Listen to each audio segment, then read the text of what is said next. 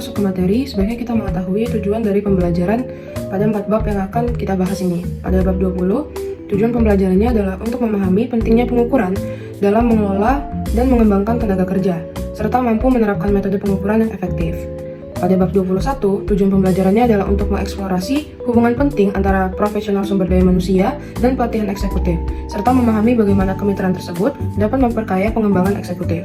Pada bab 22, tujuan pembelajarannya adalah untuk memahami esensi dari pembinaan yang efektif, terutama dalam konteks perubahan, dan mampu mengimplementasikan rasa kasih sayang sebagai salah satu elemen kunci dalam pembinaan. Pada bab 23, tujuan pembelajarannya adalah untuk memahami peran kunci manajer dalam manajemen bakat, termaksud identifikasi, pengembangan, dan retensi bakat di dalam organisasi. Pendahuluan dari bab 20 ini, pengukuran dalam mengelola dan mengembangkan bakat di organisasi sangat penting. Melalui pengukuran, kita dapat mengetahui sejauh mana keberhasilan dan kegagalan program-program pengembangan bakat tersebut. Ini memungkinkan kita untuk melakukan perubahan yang diperlukan guna meningkatkan program di masa depan, sehingga hasil investasi atau ROI dalam pengembangan bakat dapat dimaksimalkan. Ini mendorong kita untuk merancang program-program pengembangan bakat dengan tujuan akhir yang jelas, yaitu mencapai hasil bisnis yang diinginkan, serta memikirkan lebih dalam tentang bagaimana merancang dan mengukur efektivitas program-program tersebut. Baiklah, selanjutnya akan saya jelaskan mengenai tabel 20.1 tentang 6 categories of data atau 6 jenis data. Yang pertama, tingkat level 0 yaitu masukan, fokus pengukuran pada level 0, input program, termasuk indikator yang mewakili cakupan, volume, waktu, biaya, dan efisiensi. Yang tindakan khas pada level 0 atau contohnya yang pertama jenis topik atau isi, jumlah program, jumlah orang, jam keterlibatan, dan yang terakhir biaya. Tingkat level 1 yaitu reaksi dan tindakan yang direncanakan. Fokus pengukuran pada level 1, reaksi terhadap program, termasuk nilai yang dirasakan dan tindakan yang direncanakan.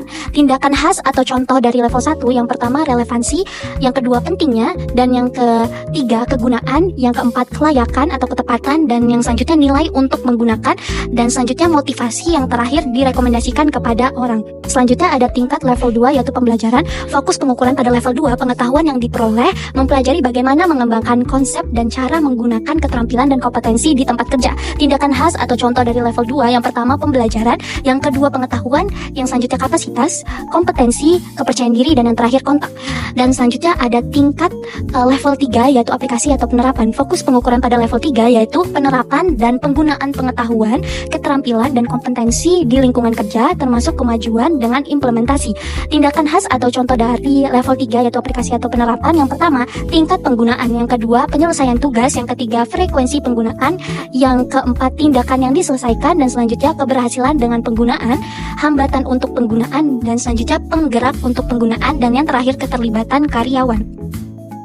Tingkat level 4 yang selanjutnya yaitu dampak. Fokus pengukuran pada level 4 yaitu dampak program dan proses yang diungkapkan sebagai dampak bisnis dan ukuran efektivitas.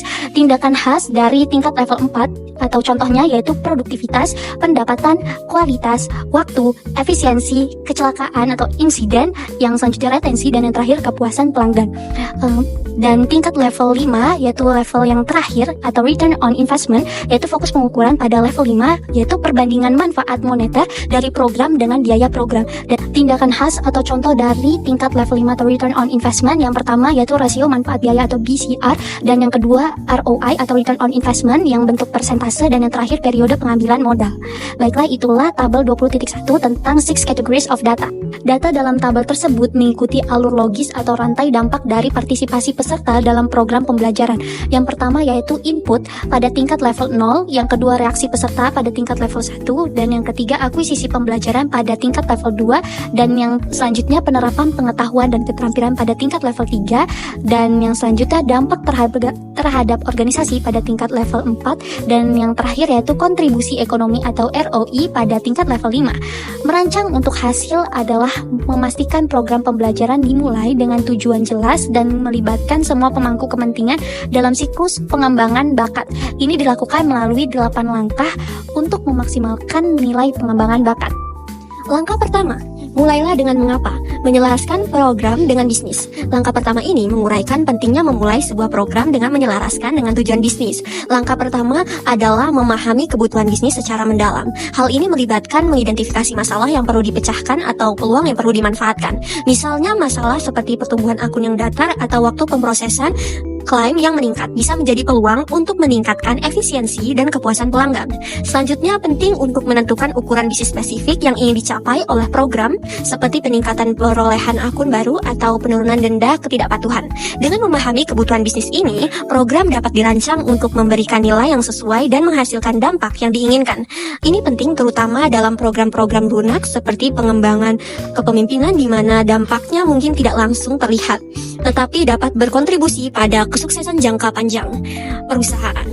Dengan menyelaraskan program dengan tujuan bisnis secara jelas, langkah-langkah selanjutnya dapat diambil dengan lebih efektif untuk mencapai kesuksesan yang diinginkan. Langkah kedua, membuatnya layak, memilih solusi yang tepat. Langkah kedua dalam memilih solusi untuk meningkatkan ukuran bisnis adalah melakukan analisis solusi secara komprehensif. Proses ini dimulai dengan penelusuran berbagai opsi yang mungkin untuk mengatasi masalah yang ada, mulai dari teknik pemecahan masalah hingga diskusi kelompok. Berbagai pendekatan digunakan untuk mengidentifikasi solusi yang potensial. Fokus utama adalah memastikan bahwa solusi yang dipilih dapat dijalankan secara efektif dan sesuai dengan kebutuhan bisnis yang telah ditetapkan sebelumnya. Selama proses analisis solusi, penting untuk mempertimbangkan berbagai faktor yang terkait dengan implementasi. Hal ini termasuk evaluasi kebutuhan kinerja dan pembelajaran yang diperlukan untuk mendukung penerapan solusi yang dipilih. Ini akan memastikan bahwa solusi yang dipilih tidak hanya efektif dalam meningkatkan ukuran bisnis, tetapi juga dapat diterima dengan baik oleh semua pihak yang terlibat. Langkah ketiga, mengharapkan keberhasilan merancang untuk hasil. Langkah ketiga dalam proses ini adalah mengharapkan keberhasilan dengan merancang tujuan yang jelas untuk setiap tingkat evaluasi. Pada tingkat hasil, tujuan ROI ditetapkan untuk laba atas investasi minimum yang dapat diterima. Lalu pada tingkat dampak bisnis, tujuannya adalah peningkatan bisnis minimum yang diperlukan. Lalu pada tingkat aplikasi, tujuannya adalah penggunaan minimum. Lalu yang selanjutnya pada tingkat pembelajaran, tujuannya adalah pengetahuan minimum yang harus dipelajari. Pada tingkat reaksi, tujuannya adalah nilai minimum yang dirasakan. Sebagai contohnya, dalam program pembinaan eksekutif di sebuah jaringan hotel, tujuan-tujuan telah ditetapkan untuk setiap tingkat evaluasi, mulai dari tingkat reaksi, di mana para manajer diharapkan merasakan nilai program, hingga tingkat pembelajaran di mana mereka diharapkan meningkatkan keterampilan mereka, dan pada tingkat dampak bisnis, di mana mereka diharapkan meningkatkan kinerja mereka dalam berbagai bidang seperti pertumbuhan, penjualan, efisiensi operasional, dan kepuasan pelanggan.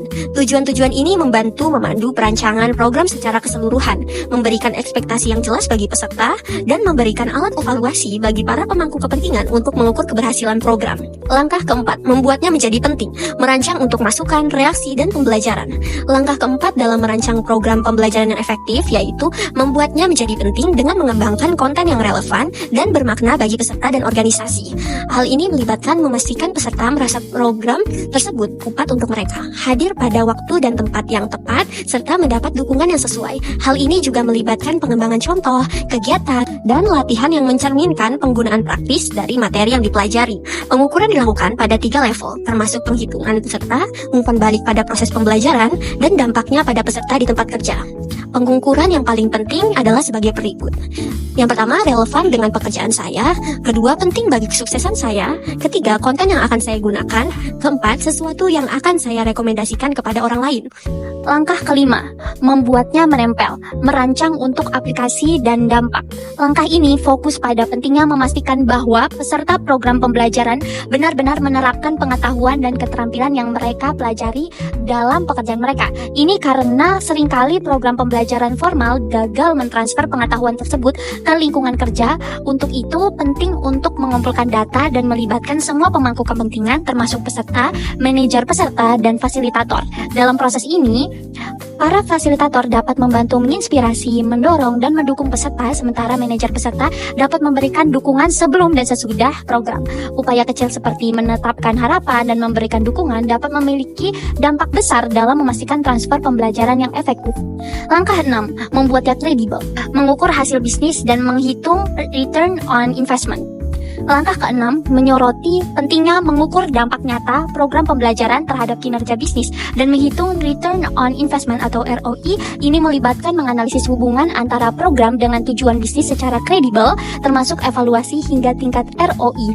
Meskipun menghadapi tantangan seperti ketakutan akan hasil dan kompleksitas proses, langkah ini memungkinkan kita mengetahui efektivitas program dalam meningkatkan kinerja bisnis dan memperoleh ROI yang diharapkan. Dengan mengumpulkan data relevan dan memperkirakan Manfaat program versus biaya, ROI atau Return on Investment positif menunjukkan keberhasilan investasi, sementara ROI negatif membantu kita mengidentifikasi area perbaikan. Adapun rumus Return on Investment untuk mendapatkan nilai dari ROI-nya yaitu ROI sama dengan manfaat bersih program dibagi dengan biaya program dikalikan dengan 100%. Langkah 7, ceritakan kisahnya, mengkomunikasikan hasil kepada pemangku kepentingan utama. Langkah ini memastikan bahwa hasil yang telah didapatkan dari evaluasi program pembelajaran dapat dikomunikasikan dengan efektif kepada audiens yang tepat. Dengan mengikuti proses 7 langkah untuk mengkomunikasikan dan menggunakan hasil, yaitu yang pertama, tentukan audiens, yang kedua, menyusun laporan lengkap, yang ketiga, membuat versi singkat dari laporan, yang keempat, memilih media, yang kelima, menyajikan informasi, yang keenam, mendorong peningkatan, dan yang terakhir, yang ketujuh, menganalisis reaksi terhadap komunikasi. Hal penting dalam langkah ini adalah menggunakan cerita untuk menyampaikan hasil. Bercerita adalah cara yang sangat efektif untuk menarik perhatian audiens dan membuat mereka mengingat hasilnya. Langkah 8, optimalkan hasil, menggunakan pemikiran kotak hitam untuk meningkatkan pendanaan. Langkah ini adalah titik puncak di mana hasil evaluasi digunakan untuk mempengaruhi pendanaan program. Dengan menganalisis data evaluasi, program ditingkatkan untuk meningkatkan efisiensi dan efektivitasnya. Tujuan akhirnya adalah meningkatkan laba atas investasi atau return on investment dengan memperkuat dampak program atau mengurangi biaya. Dengan menggunakan data evaluasi yang kredibel, para eksekutif di organisasi akan melihat pembelajaran sebagai investasi yang menguntungkan dan memastikan pendanaan yang optimal untuk program pengembangan bakat. Sebagai diilustrasikan pada gambar 20.6, yaitu evaluasi membuatnya lebih baik, optimalisasi meningkatkan hasil, dan selanjutnya yaitu alokasi mendapatkan lebih banyak dana. Gambar 20.6 menggunakan hasil untuk mengoptimalkan dan mengalokasikan.